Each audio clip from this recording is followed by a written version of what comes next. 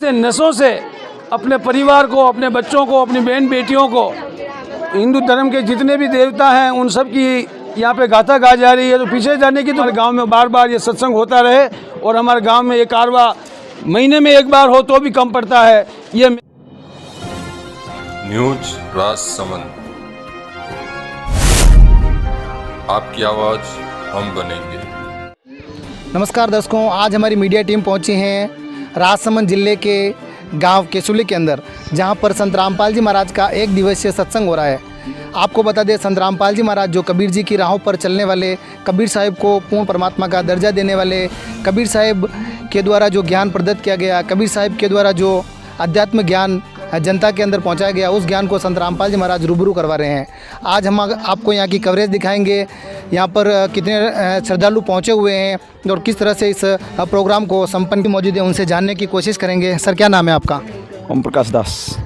Sir, इन bags के अंदर क्या रखा गया है? जूता चप्पल रखेंगे भगत जी। ये जूते चप्पल इन बैग्स के अंदर रखे गए हैं, तो इनको रखने के किसी प्रकार कोई चार्ज तो नहीं ले रहे हैं? नहीं, कोई चार्ज नहीं है, बिल्कुल फ्री निःशुल्क सेवा है। ठीक है जी, सस्ता है। आप देख पाओगे हमारे लेफ्ट साइड में एक पुस्तकालय भी बनाया गया है। देख सकते हैं आप, काफ़ी सारी में कुछ पुस्तकें रखी हुई है जिन पर ज्ञान गंगा, जीने की राह, भक्ति से भगवान, अंधश्रद्धा भक्ति, इस तरह पुस्तक के कुछ नाम भी रखे हुए हैं। और कुछ देख पाओगे आप तस्वीरें भी रखी हुई है, मालाएं वगैरह। तो यहीं से इनसे भी जानने की कोशिश करेंगे। क्या नाम है आपका? प्रेमदास। सर, यहाँ पर किस तरह की पुस्तकें रखी गई हैं? ये पुस्तकें अपने आध्यात्मिक ज्ञान की है। कितना मूल्य है इन बुकों का? 20 रुपये मूल्य है। अच्छा, 20 रुपये से पुस्तक का मूल्य शुरू है। हाँ जी। इन पुस्तकों के अंदर किस तरह का ज्ञान दिया गया है? ये शास्त्र विरोधी, शास्त्र में अनुकूल भक्ति है। शास्त्रों के अनुसार भक्ति साधना दी जा रही है। तो किसी धर्म विशेष की या सभी धर्मों का इसके अंदर है ज्ञान? सभी धर्मों का ज्ञान है। ठीक है सर, धन्यवाद सर।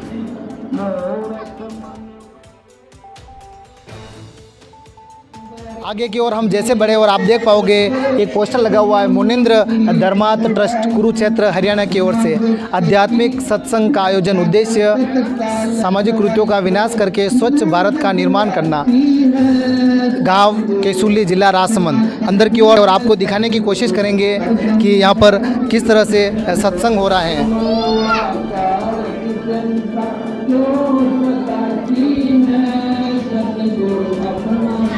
आप देख पाओगे यहाँ पर काफ़ी संख्या में श्रद्धालुगण मौजूद हैं। माताएं बहनें भी बैठी हुए हैं और पुरुष भी बैठे हुए हैं। एक तरफ पुरुष बैठे हुए हैं और एक तरफ माताएं बहनें बैठी हुई हैं। बहुत ही शालीनता से और सभी बैठे हुए हैं और संत रामपाल जी महाराज का सत्संग श्रवण कर रहे हैं।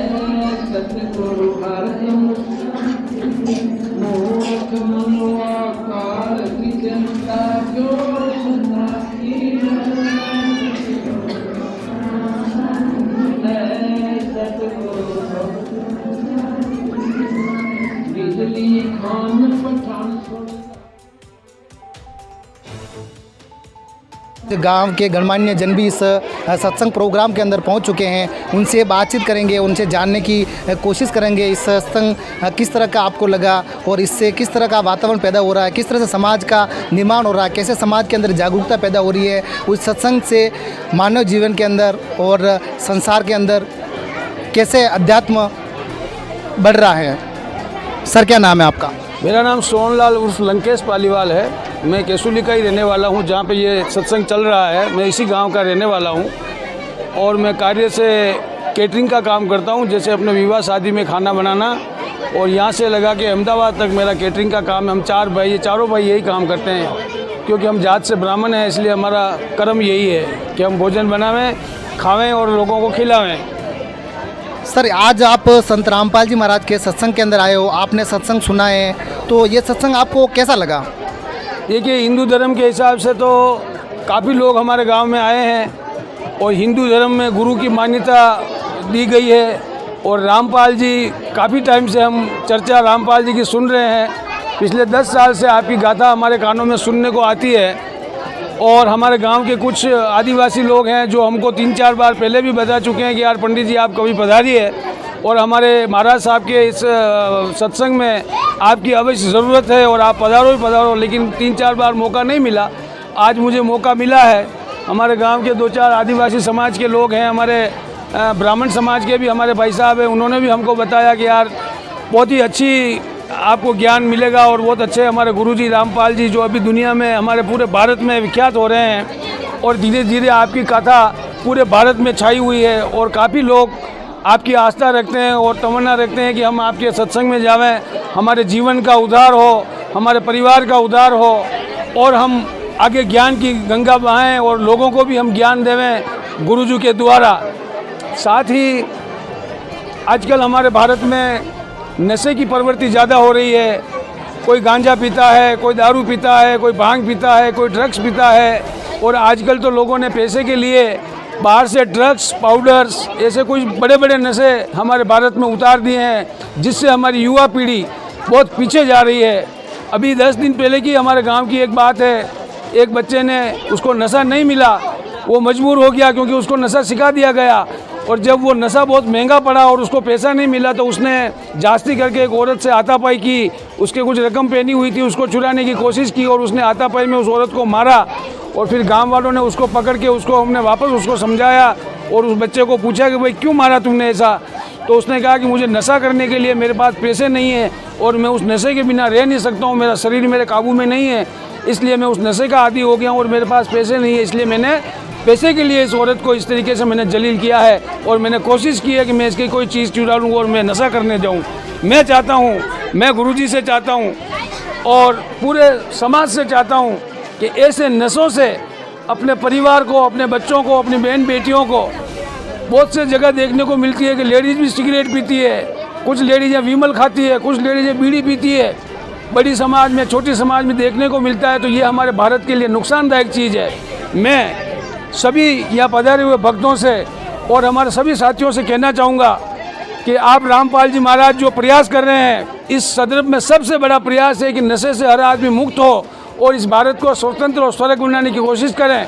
तो मैं सभी से निवेदन करूंगा कि इस नशे से दूर रहे और अपने आने वाले बच्चों को, यार दोस्त, भाई बंद, कुटुंब, परिवार जो भी इसके अंदर है उसको समझाकर गुरुजी की चरण में लाएं। अगर आपसे नहीं समझते हैं तो रामपाल जी के चरण में लाएं और उनको ये सत्संग बताएं ताकि उनको एक ज्ञान की एक गंगा उनको पता चले कि वाकई में जीवन क्या है और जीवन कैसे चलता है। नशे से तो आदमी पीछे चला जाता है और बिना नशे से आदमी का भविष्य बनता है। मैं रामपाल जी को वंदन करता हूँ। आज हमारे गांव में जो सत्संग आपने किया, काफ़ी लोगों के साथ हमको बैठने का मौका मिला, हमें बहुत खुशी हुई और ऐसे हम चाहते हैं कि बार बार ऐसे सत्संग होते रहें और हम उस सत्संग में जाते रहें। यही मेरा निवेदन है, यही मेरी वंदना है। सबसे मैं निवेदन करता हूँ कि फिर हमारे गांव में पधारे और ऐसे बार बार सत्संग रखें ताकि हमारे गांव का भी उद्धार हो, हमारे समाज का उद्धार हो, हमारे बच्चों का उद्धार हो। ये हम चाहते हैं। देखिए संत रामपाल जी महाराज के जो अनुयायी है मानते हैं कि संत रामपाल जी महाराज से नाम दीक्षा लेने के बाद नशा छूट जाता है। कई लोगों की जो घर गृहस्थी है वो नशे के कारण आज बिगड़ रही हैं, कई सारे घर टूट रहे हैं। नशे के क्षेत्र में संत रामपाल जी महाराज कार्य कर रहे हैं और इनके अनुयायी बताते हैं कि संत रामपाल जी महाराज दहेज मुक्त, नशा मुक्त समाज का निर्माण कर रहे हैं। ये कैसा कार्य है? ये सबसे बड़ा कार्य है साहब, जो कोई संत ने नहीं किया है वो रामपाल जी कर रहे हैं। कबीर साहब के आशीर्वाद से रामपाल जी ने जो ये बीड़ा उठाया है, ये सबसे बड़ा बीड़ा है कि नशा ही एक ऐसी चीज़ है जो पूरे भारत को बर्बाद कर रहा है, पूरे भारत को खोखला कर रहा है, भारत को पीछा ले जाने का काम कर रहा है। मैं आपसे और आप सभी भक्तों से और गुरुजी से मैं निवेदन करता हूं कि अगर ये नशा मुक्त अगर भारत हो जाएगा तो हमारा भारत सोने की चिड़िया बनाने से कोई नहीं रोक सकता। ये मेरी सोच है। नशे से आदमी शरीर से टूटता है, जेब से टूटता है, परिवार से टूटता है और इज्जत आबरू से टूटता है। नशा सबसे बड़ी बीमारी है, इसको पीछे करने की ज़रूरत है साहब।